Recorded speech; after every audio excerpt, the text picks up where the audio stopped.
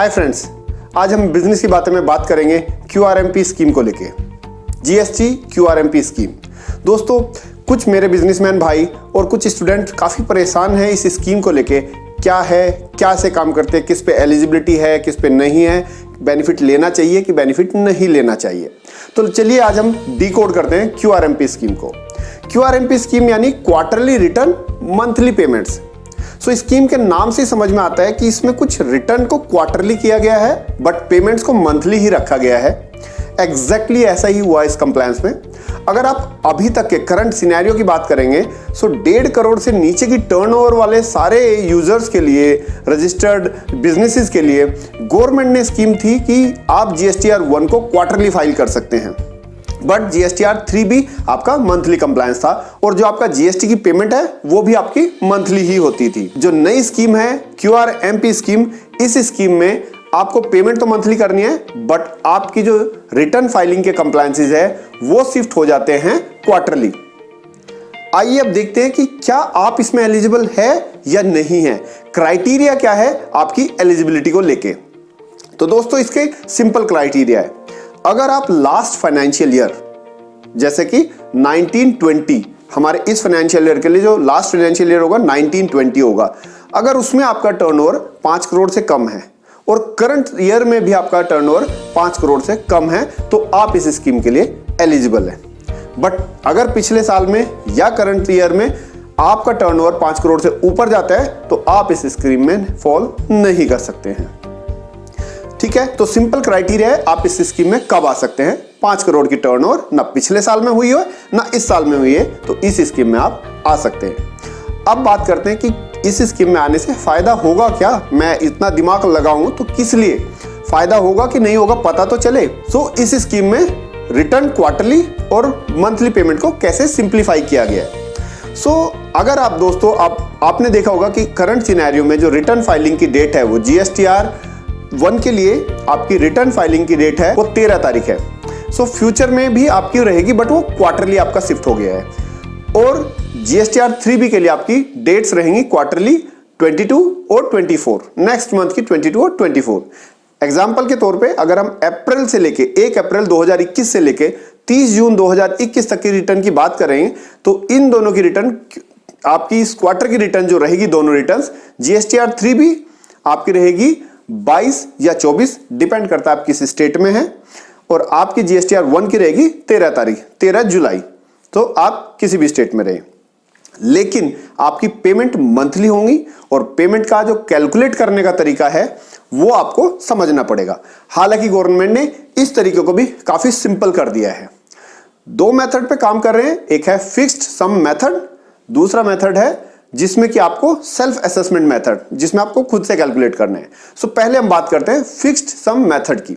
सो fixed सम method में कैसे किया गया कि आपका जो लास्ट क्वार्टर या लास्ट मंथ के हिसाब से जो आपने पेमेंट किया था उसका 35% आपको फर्स्ट मंथ और 35% आपको सेकंड मंथ में जमा करना पड़ेगा। थर्ड मंथ में क्वार्टर की जो भी टोटल लायबिलिटी आपकी बनती है उसको आप जमा करा सकते हैं बैलेंसिंग फिगर को। अब ये 35% किसका जमा होगा। सो जो आपने लास्ट क्वार्टर या लास्ट मंथ जिसमें जो भी आप के ऊपर एप्लीकेबल था, जो आपने कैश डिपॉजिट किया है GST के अंदर, वो उसका 35% आपको करना पड़ेगा। जैसे कि अगर हम एक एग्जांपल के तौर पे लेते हैं कि अगर मार्च की लायबिलिटी आपकी GST की बनती है 1 लाख रुपए की, सो आपको अप्रैल और मई के लिए 35 हजार रुपए GST जमा करना पड़ेगा। जून में आप जो भी उस क्वार्टर की लायबिलिटी बनती है बैलेंसिंग फिगर आपको करना पड़ेगा। सो ये सिंपल है। दूसरा मेथड आता है सेल्फ असेसमेंट मेथड। अगर आपका सिस्टम इतना कैपेबल है कि आप अपने इनपुट और आउटपुट को एस्टिमेट करके मंथ ऑन मंथ कर सकते हैं कि कितनी लायबिलिटी आपकी बनती है, एक्यूरेट कैलकुलेट कर सकते हैं, तो आप उसके बेस पे भी अपना एक्चुअल GST जमा करा सकते हैं।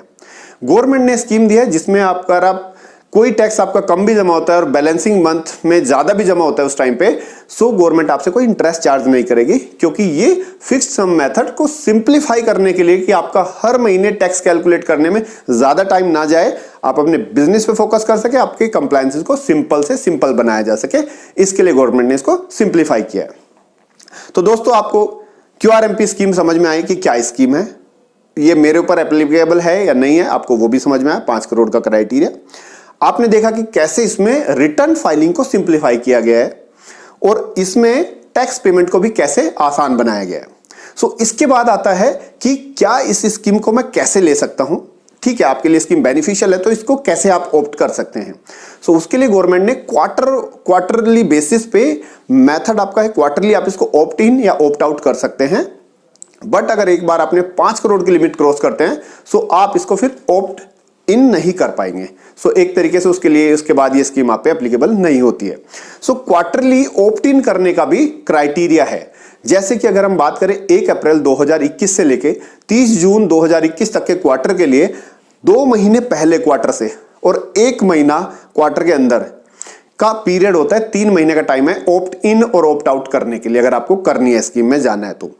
यानी कि अगर हम अप्रैल से जून के क्वार्टर की बात करें तो 1 फरवरी 2021 से लेके 30 अप्रैल 2021 तक की टाइमलाइन है जिसमें आप इस स्कीम में जा सकते हैं या इस स्कीम से बाहर आ सकते हैं इस पर्टिकुलर क्वार्टर के लिए। तो दोस्तों इसमें वैसे तो चीजों को सिंप्लीफाई किया गया है, काफी आसान तरीके से किया गया, बट इसमें एक चैलेंज ये भी आता है कि अगर आप B2B बिजनेस में हैं और आपके जो कस्टमर है वो आपके टैक्स का जो भी आप जमा करा रहे हैं इनवॉइसेस के ऊपर उसका इनपुट लेना चाहते हैं, सो उस इनपुट को वो कैसे लेंगे अगर आपने क्वार्टरली रिटर्न फाइल किया है। सो वो भी या तो क्वार्टरली फाइल करते हैं तो सिंपल है, बट अगर वो मंथली बेसिस पे इनपुट लेना चाहते हैं सो उसमें चैलेंज यही है कि आप तो क्वार्टरली रिटर्न फाइल करोगे बट वो मंथली इनपुट लेना चाहते हैं। सो आपके कस्टमर आप पे प्रेशर करेंगे कि आपको क्वार्टरली के बजाय मंथली स्कीम पे जाना चाहिए। उस केस को भी गवर्नमेंट ने सिंप्लीफाई किया है IFF स्कीम के थ्रू। IFF स्कीम में इनवॉइस फर्निशिंग फैसिलिटी के थ्रू गवर्नमेंट ने आपके उन इनवॉइसेस को जहां पे आप चाहते हैं कि आपका कस्टमर भी उसका GST इनपुट बेनिफिट ले सके मंथली, आपको इनवॉइस लेवल पे इनवॉइस अपलोड करने की फैसिलिटी दे दी है। तो अगर आप चाहते हैं कि आप किसी पर्टिकुलर कस्टमर या कुछ कस्टमर्स के लिए आप चाहते हैं कि इनवॉइस वाइज ट्रांजैक्शन अपलोड करना चाहते हैं, सो वो आप IFF स्कीम में जाके उसको अपलोड कर सकते हैं। तो गवर्नमेंट ने इस नोटिफिकेशन में, इस फैसिलिटी में ज्यादातर चीजों को कंसीडर कर लिया है। फिर भी हो सकता है कि कुछ चैलेंजेस इसको ओवर द टाइम इसमें आएंगे जिसको गवर्नमेंट काम करके रिजोल्व करेगी। हमने कोशिश की है कि हम इस वीडियो के थ्रू इसको डिकोड करें कि QRMP स्कीम क्या है, एलिजिबिलिटी क्या है, उससे फायदे क्या हैं, चैलेंजेस क्या हैं, ताकि आप डिसाइड कर सकें ये स्कीम आपके लिए फायदे की है या नहीं है। मैं आशा करता हूं मेरे बिजनेसमैन भाइयों को इस वीडियो के थ्रू इस स्कीम को समझने में आसानी होगी, या अगर कोई स्टूडेंट है जो GST को समझना चाहते हैं उनको इस QRMP स्कीम को समझने में आसानी होगी। अगर आपकी कोई डाउट या कोई क्वेरी ऐसी है जो मैं इस वीडियो में नहीं सोल्व कर पाया हूं, सो आप प्लीज अपना कमेंट में अपनी क्वेरीज को शेयर कीजिएगा। हम आपकी क्वेरीज को सोल्व करने की पूरी कोशिश करेंगे। Thank you.